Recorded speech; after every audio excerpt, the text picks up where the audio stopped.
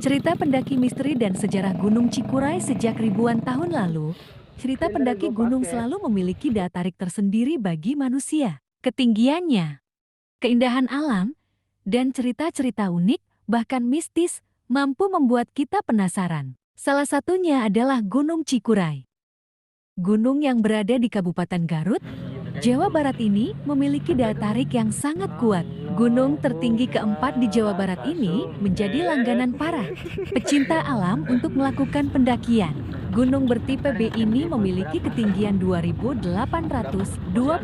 mdpl dan menyajikan pemandangan yang tak kalah indah bila dibandingkan dengan gunung-gunung lain yang terdapat di Jawa Barat maupun di Indonesia.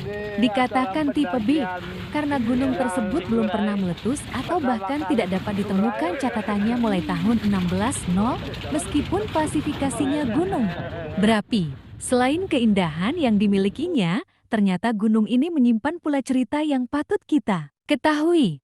Sejumlah naskah kuno yang ditemukan menyebutkan bahwa Gunung Cikuray pada masa lampau disebut sebagai Gunung Larang Srimanganti. Disebutkan pula bahwa konon di abad ke-17 di lereng gunung terdapat sebuah tempat yang bernama Mandala yang merupakan sebuah tempat pemukiman bagi para pendata serta menjadi tempat untuk mempelajari berbagai macam ilmu. Selain itu, pada masa ini pula lah Mandala dijadikan tempat kegiatan menulis dari kerajaan Pajajaran. Beberapa bukti yang menguatkan adalah berupa penemuan naskah lontar Sunda Kyuna yang ditemukan di sekitar area gunung tersebut oleh Raden Saleh sekitar tahun 1856 dan kemudian diserahkan ke Batavia Ase Genootschap atau yang kemudian saat ini dikenal sebagai Museum Nasional Jakarta. Naskah lontar Sunda kuno ini dapat ditemukan dalam keropak nomor 410 dengan tulisan Cerita Pakuan Naskah Raden Saleh, Pantun Sunda pada Daun Lontar, yang ditulis oleh Kairaga. Kairaga merupakan pertapa yang diyakini mendiami Gunung Larang Srimanganti. Ia juga disebut rajin menulis. Tokoh Kairaga sendiri pernah coba diteliti oleh C.M. Plate, seorang kurator dari Museum Belanda pada tahun 1914. Dalam penelitiannya pada tahun 1904 yang langsung datang ke Gunung Cikuray, ia meyakini Kairaga yang menyerahkan naskah-naskahnya kepada Raden Saleh adalah cucu Kairaga yang merupakan pimpinan kelompok keagamaan, di mana letak pertapaannya adalah di lereng Gunung Cikuray. Namun, jejak keberadaan dari cucu Kairaga ini tidak dapat ditemukan mulai dari tahun 1865, maka Plit kemudian beranggapan bahwa ia telah meninggal dan tidak memiliki keturunan.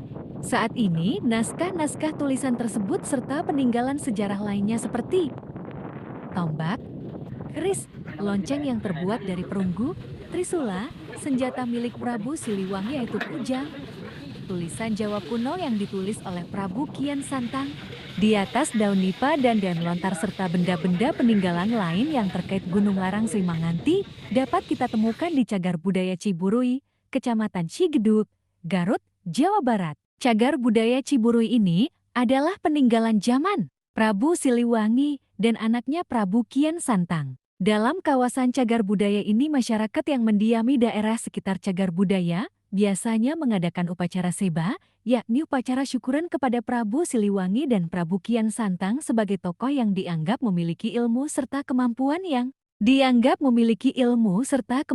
yang tinggi. Upacara ini biasanya diadakan hari Rabu Minggu ketiga di bulan Muharram. Selain upacara seba, upacara pencucian keris juga dilakukan oleh penduduk setiap tanggal 1 Muharram. Sebagai daerah cagar budaya, di mana dipercaya di sekitar kawasan ini adalah tempat suci, maka terdapat pantangan yang harus dipatuhi, yaitu tidak ada yang boleh memasuki wilayah ini pada hari Jumat dan Sabtu. Sejak abad ke-19, kawasan Gunung Cikuray berubah menjadi perkebunan teh. Perkebunan teh yang terkenal adalah Perkebunan Waspada.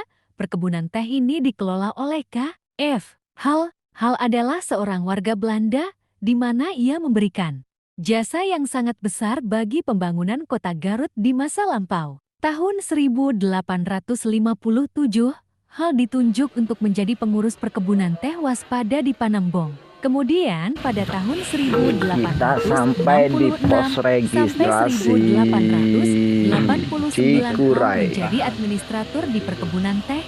Waspada, perkebunan teh yang dikelolanya berkembang pesat sehingga memicu pembangunan rel kereta api di selatan Kabupaten Garut. Tidak hanya mengembangkan perkebunan teh, hal turut pula memberikan kontribusinya dalam bidang pendidikan pertanian, kemudian melakukan beberapa inovasi di bidang kebudayaan dan pertanian. Hal merupakan sosok Belanda yang sangat fasih berbahasa Sunda. Hal ini yang membuatnya menjadi sangat akrab dengan warga Sunda dan disebut sebagai sahabat pribumi. Dalam bidang kebudayaan, Hal juga memberikan pengajaran kepada istri-istri petani dan pegawai di perkebunan yang melahirkan batik dengan corak batik Garutan. Jasa besar Hal terhadap Garut kemudian diabadikan dalam bentuk tugu peringatan berbentuk obeliks yang berdiri pada tahun 1899. Namun pada masa penjajahan Jepang patung tersebut kemudian dirubuhkan. Akhirnya tugu untuk mengenang jasa Hal kembali didirikan di kawasan perkebunan teh Cisaruni yang misteri Gunung Cikuray. Selain keindahan alam dan cerita hebatnya di masa lalu, Gunung Cikuray juga menyimpan cerita mistis. Sama seperti gunung-gunung lainnya, kisah-kisah seperti hilangnya pendaki menjadi cerita yang cukup sering didengar di Gunung Cikuray, sehingga menjadikan gunung ini disebut angker. Cerita yang paling diingat adalah hilangnya Reni, pendaki asal Tangerang, pada tahun 2009. Saat itu dalam perjalanan turun dari puncak, Reni mengalami kehausan dan kelelahan yang mengakibatkan teman-temannya turun ke bawah berusaha mencarikan air untuk Reni. Namun ketika mereka kembali ke tempat Reni menunggu, Reni sudah tidak ada lagi di sana. Pencarian terhadap Reni dilakukan, namun tidak membuahkan hasil. Berbagai spekulasi terkait hilangnya Reni bermunculan, mulai dari dugaan Reni terjatuh dari tebing hingga hantu penunggu Gunung Cikuray membawa Reni. Selain itu, cerita mistis juga terjadi pada masa zaman Perang Kemerdekaan. Tahun 1947 sampai 1949, Gunung Cikuray menjadi tempat gerilya bagi para tentara untuk melakukan perlawanan terhadap Belanda. Kisah ini ditulis oleh Kolonel Purnawirawan Muhammad Rifai dalam bukunya berjudul Tanpa Pamrih Kupertahankan Proklamasi Kemerdekaan Indonesia. Dalam bukunya tersebut ia menceritakan bahwa selama memimpin pasukan bergerilya di dalam hutan, ada beberapa kejadian mistis yang terjadi. Ceritanya bermula ketika ada beberapa pasukan yang membandel nekat mencari dua buah benda, yaitu rotan wulong dan cincin wulong di sekitar makam Eyang Surupanji. Untuk mendapatkan kedua benda tersebut, mereka kemudian melakukan pemujaan pada malam Jumat. Konon barang siapa yang memiliki kedua benda tersebut, maka mereka akan memiliki kesaktian. Setelah melakukan ritual, sejumlah pasukan tersebut kemudian mengalami kesurupan. Melihat kejadian itu, Kapten Rifai, pangkatnya saat itu, menjadi marah dan langsung menendang kaki para prajuritnya, sehingga kemudian mereka menjadi sadar. Itulah sejarah dan beberapa kisah mistis yang ada di Gunung Cikuray. Terlepas dari kisah-kisah mistis yang ada, percaya dan berdoa pada Tuhan adalah kunci terbaik. Selain itu perlu diingat bahwa Gunung Cikuray menyimpan banyak keindahan alam yang dapat kita nikmati. Semoga kita dapat mengambil sisi positifnya dan membuang sisi negatifnya. Sekarang saya melakukan pendakian di Gunung Cikuray bersama teman-temanku. Kami 6 orang dari Tangerang sengaja ingin menikmati keindahan Gunung Cikuray. Karena ini pendakian kami yang pertama, kami selalu berdoa sebelum melakukan aktivitas untuk meminta kelancaran dan keselamatan saat pendakian. Karena hanya doa yang mampu menjaga keselamatan kita saat pendakian. Karena kita tahu setiap gunung pasti ada penunggunya. Anggap saja kita sebagai tamu. Selagi kita sopan dan tidak mengusik mereka, insya Allah tidak ada apa-apa saat pendakian. Tapi kalau kita tidak bisa jaga etika, jaga adab, jaga ucapan yang sopan, pasti mereka atau penghuni akan merasa terusik. Lihat perkebunan sayur di sekitar menjadi pemandang tersendiri. Pemandangan yang indah, ciri khas lereng gunung. Dari perkebunan sayuran sampai perkebunan teh. Selain perkebunan sayur dan teh juga, biasanya ada perkebunan buah di sekitar lereng gunung. Ini lokasi Gunung Cikuray memang sangat indah. Walaupun perjalanan kita jauh, tapi nggak nyesel ketika sampai di lokasi. Kalau kalian belum pernah ke sini, Maka coba sekali naik ke sini. Estimasi dari Jakarta ke Garut sekitar 6 sampai 7 jam menggunakan sepeda motor. Kalau naik kendaraan umum bisa sampai 7 atau 8 jam sampai Garut. Kalau naik motor perkiraan habis bensin 90.000 pulang pergi. Biaya Simaksi 20.000. Biaya transportasi pick-up dari Basecamp sampai pos 1 45.000 per orang sekali jalan. Kalau antar jemput 90 sampai 100.000 per orang. Kalau mampu naik motor sampai pos 1 lebih irit, tapi jalannya rusak sayang motornya kalau maksain, kadang malah motornya rusak bisa habisnya lebih banyak.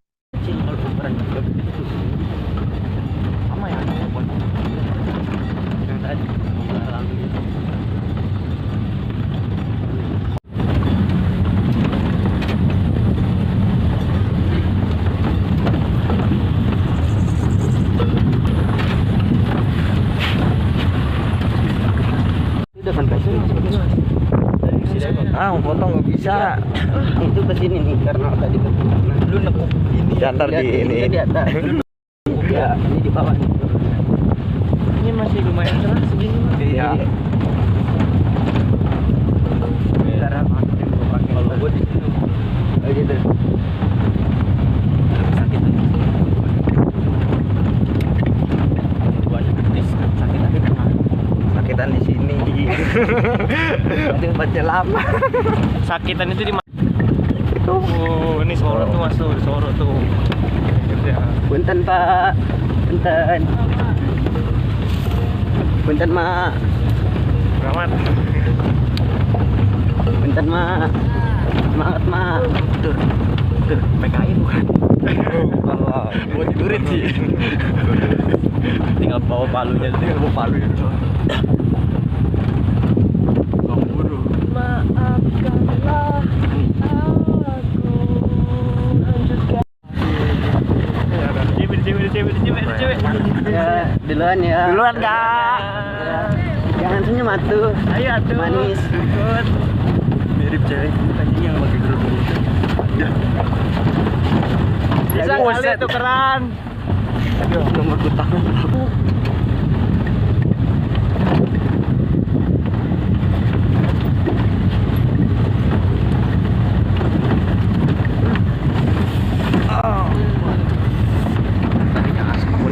Nyari bokol. Tapi yang enak kok ngabang sih.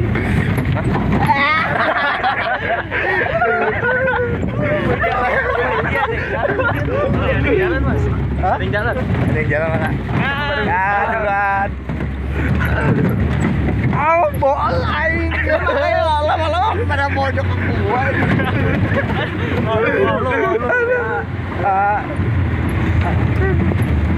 Aduh, nyeri bool aing.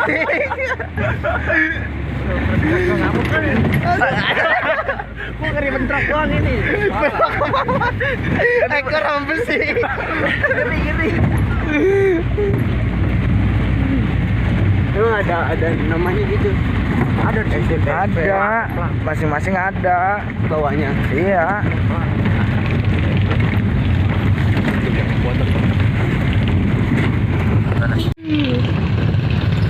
Kita sudah sampai di lokasi pengantaran.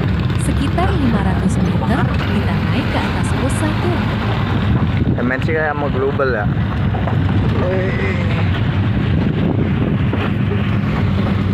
Ini dia jalur pertama pemanjang. Akhirnya sampai, kirain sampai puncak Om.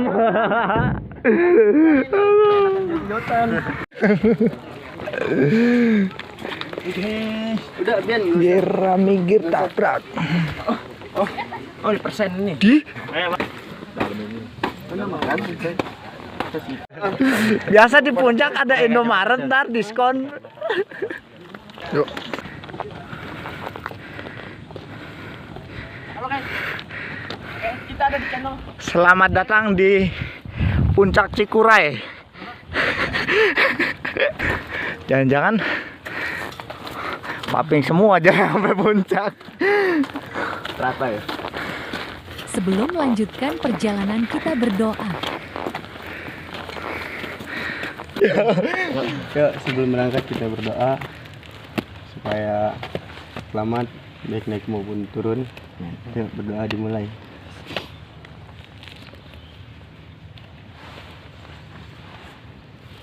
Berdoa selesai. Ya. Apa nih? Kira bisa ya? Ya. Cigurai bisa. Kita memasuki perkebunan teh dihiasi bunga-bunga di sekitar kanan kiri.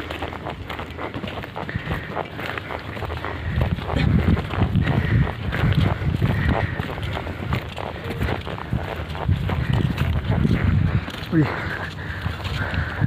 Awal mula pertama kali, buset. Indahnya. Ini baru pertama ya. Ya, ini pertama.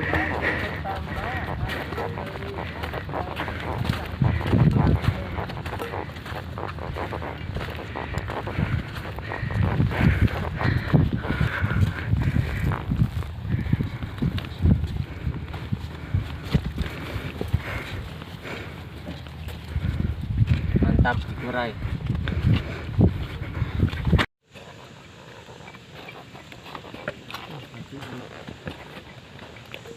Babi.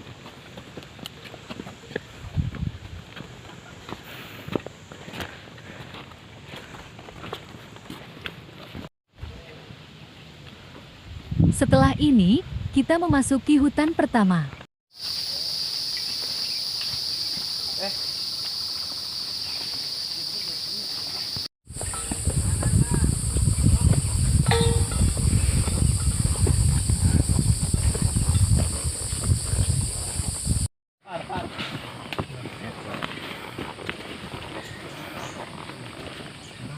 Ini tanjakan pertama, kita istirahat sejenak, atur napas, jaga ion tubuh kita, biar tetap stabil.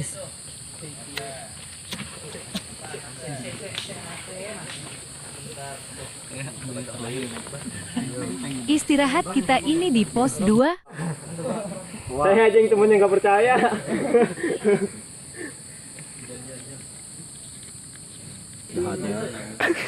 Terbaru ini gue mau foto nih. Tapi nggak pakai celana pendek sih.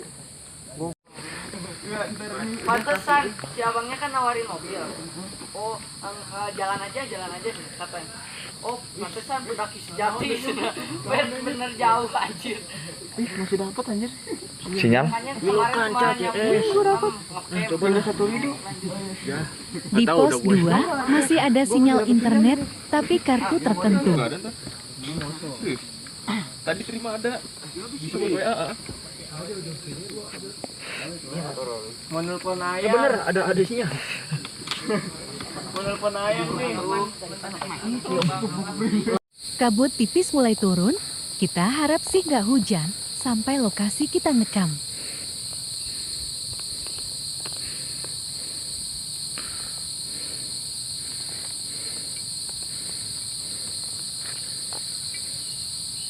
Mulai tebal kabutnya, kita mulai siaga 1.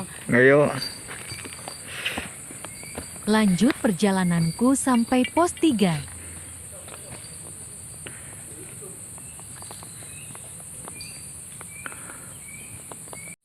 Ini tanjakan ketiga yang terjal dan menguras napas.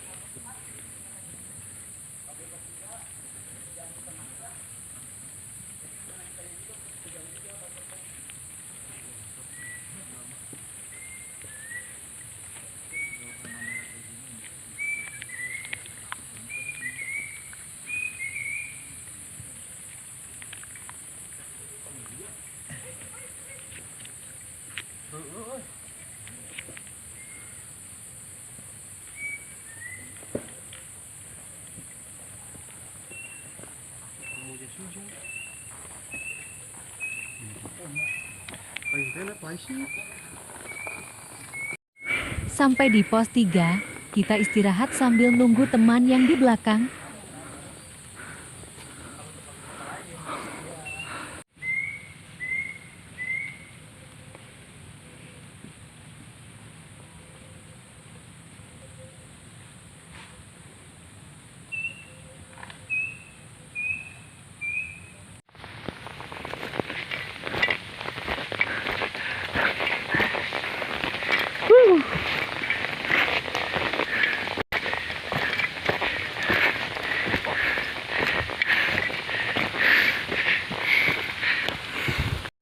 Ini pos 3.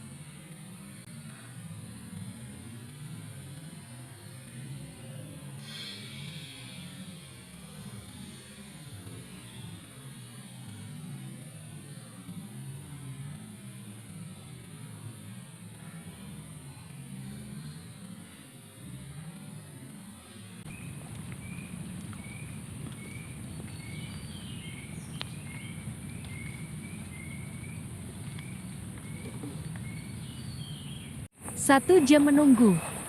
Temanku tak kunjung datang ke pos 3. Sampai ketiduran, tiba-tiba ada temanku 2 orang datang.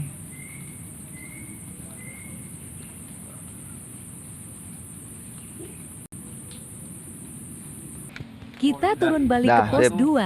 Ada teman yang gak kuat, akhirnya kita ngecam di pos 2. Ini yang kau hirup, rindukan kamu.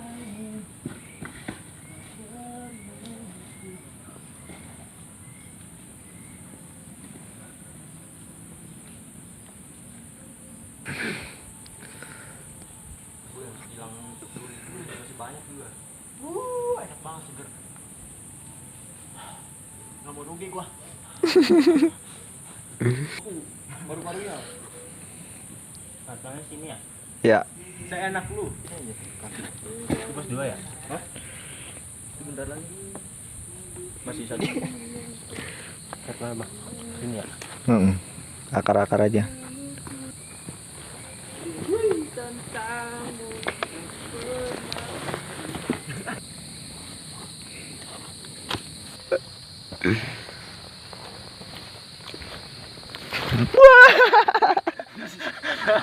Pradegan nih.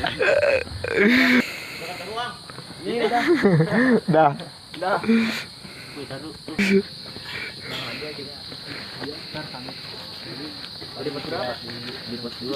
Pos 2 ngecamp.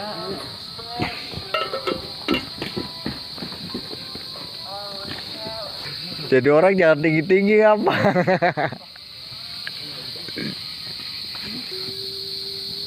Mana satu turunan lagi.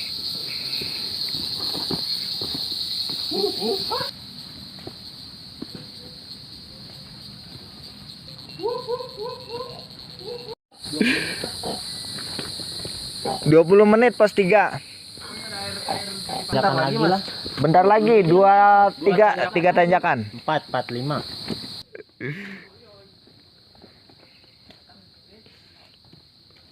Aku mendaki jauh sampai lelah hati.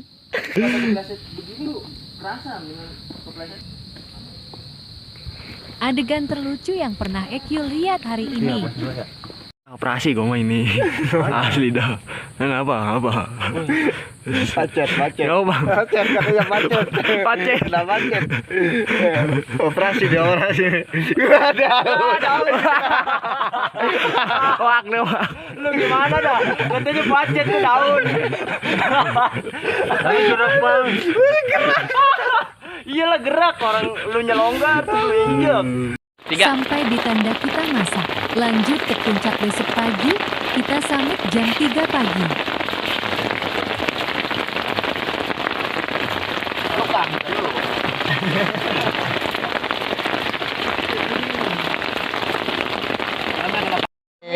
Kakinya orang jangkung terpanjang di semua.